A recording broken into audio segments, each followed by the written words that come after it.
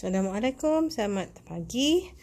Sekarang ni di tempat saya dalam pukul 10 lebih ya. Sangat panaslah kawasan tempat saya letak succulent saya ni.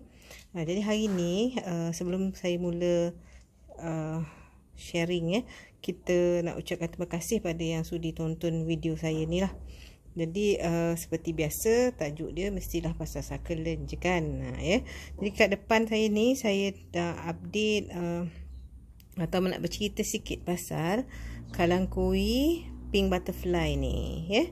Kalangkoi pink butterfly. Jadi dekat tempat rumah saya ni saya ada beberapa pokok pink butterfly lah yang saya tanam Jadi pink butterfly ni kan saya nak tunjuk hari ni yang saya tanam dalam pasu macam ni kan, dan juga yang saya tanam dekat pasu juga tapi terdedah dekat luar, maksudnya boleh dapat hujan hari-hari kalau musim tu hujan kan.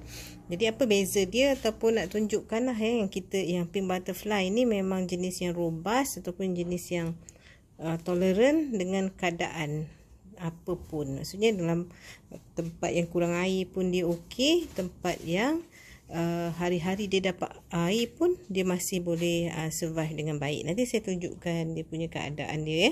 Yang ini yang dalam pasu dekat tepi rumah, jadi dia memang tak kena hujan terus lah, cuma dapat panas sekitar dari pukul 9 pagi tu dah start panas kan, sampailah dalam pukul 11 lebih dia dapat panas ya. Nanti tengok tu kita tengok dah apa ni macam bunga pula kan, tapi sebenarnya anak-anak benih dia. Dulu ada orang tanya juga kan, ada macam mana nak tanam pink butterfly ni kan, sebab dia punya anak benih dia ni kita nampak tak ada pula dia ada hijau kan, dia banyak warna pink. Jadi dia susah nak hidup kan. Memang betul lah dia kalau bandingkan dengan kalangkoi yang warna hijau semua tu, itu sampai kita pun tension tengok dia kan, nasyid hidup aja. Tapi yang jenis ni dia memang tak semua anak-anak benih ni dia punya plantlet ni yang hidup.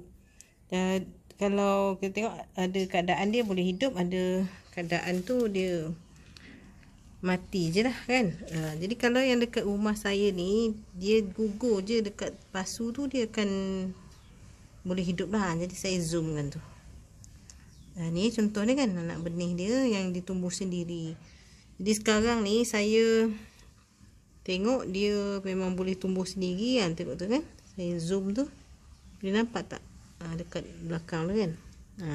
Dia tumbuh sendiri. Jadi kat celah-celah tempat yang redup tu dia boleh tumbuh berakar dan dia membesar perlahan-lahan. Tapi memang sangat perlahan pembesaran dia. Kalau dia jatuh dekat lantai macam ni kan, dia memang tak akan berakar pun, dia terus kering dan mati. Tapi kalau dia jatuh dekat dalam pasu, ada yang boleh hidup. Contohnya macam tu lah. Tapi dia tak boleh lah hidup terus tempat panas je tu kan.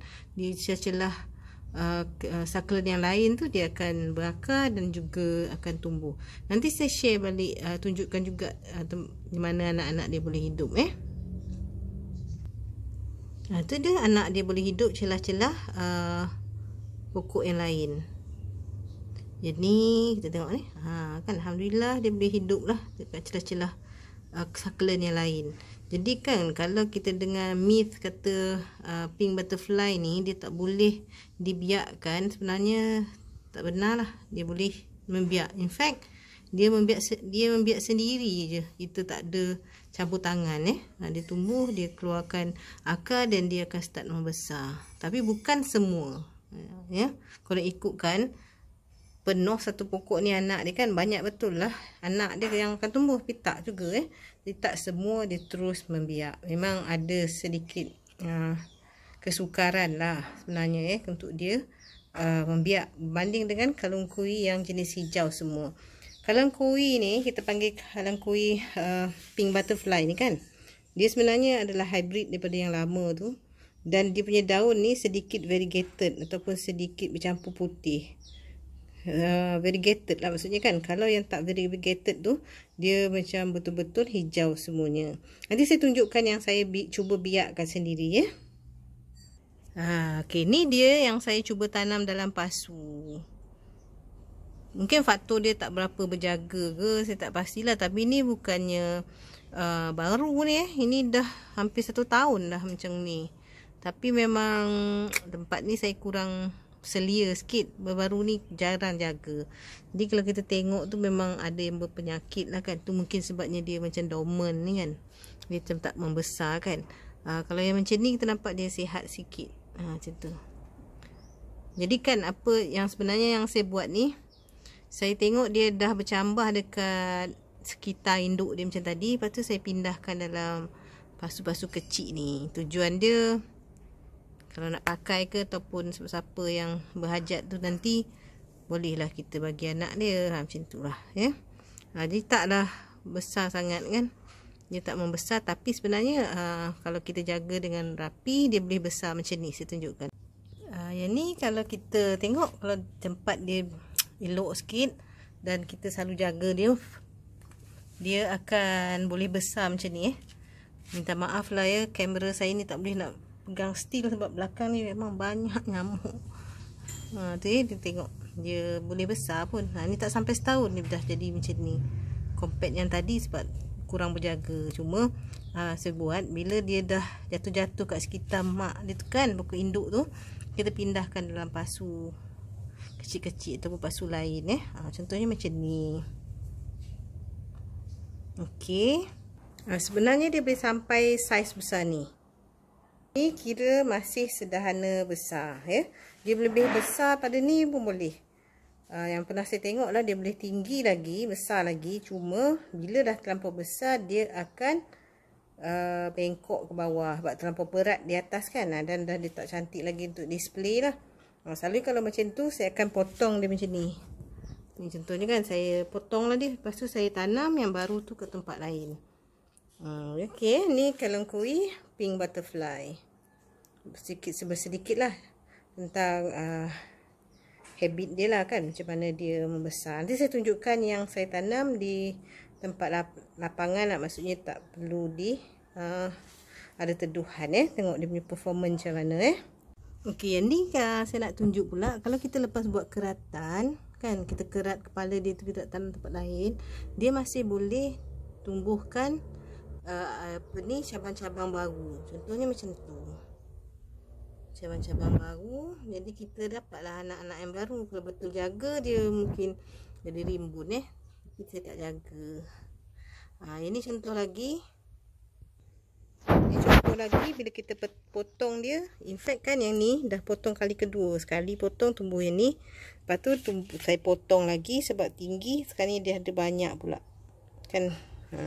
Ada banyak lagi anak-anak lain, cabang-cabang baru yang terbentuk daripada pokok yang kita kerat tu. Mana dia? Tengok.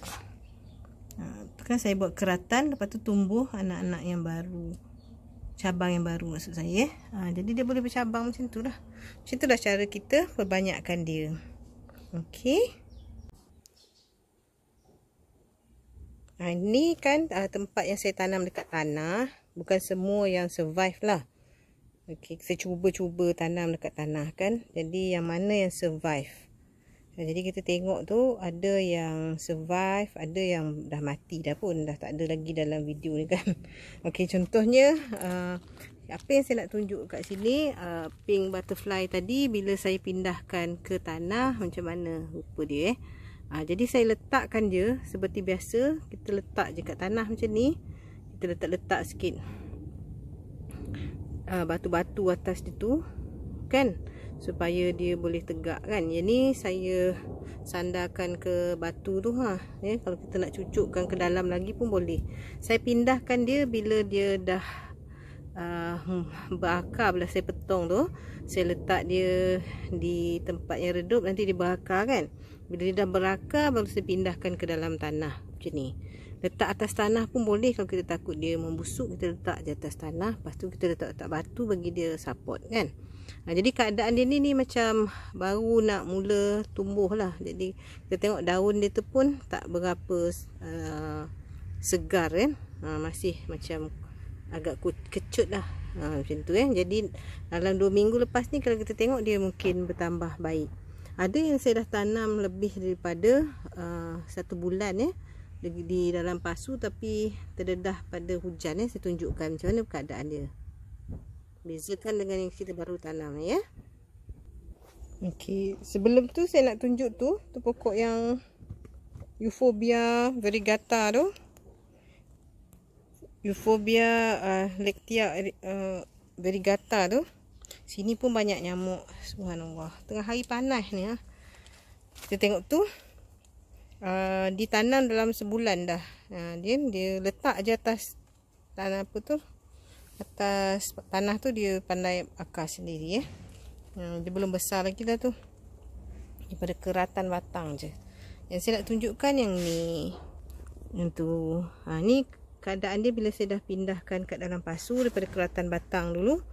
Lepas dia berakar, saya pindahkan ke pasu. Selepas 2-3 bulan kita tengok keadaan dia. Dia boleh survive. Dia tak ada masalah. Dia boleh tumbuh. Dia ada pink butterfly dia tu. Okey, tanah dia macam tu. Berpasir-pasir batu. Yang 2 belakang yang tinggi ni baru letak dalam sebulan.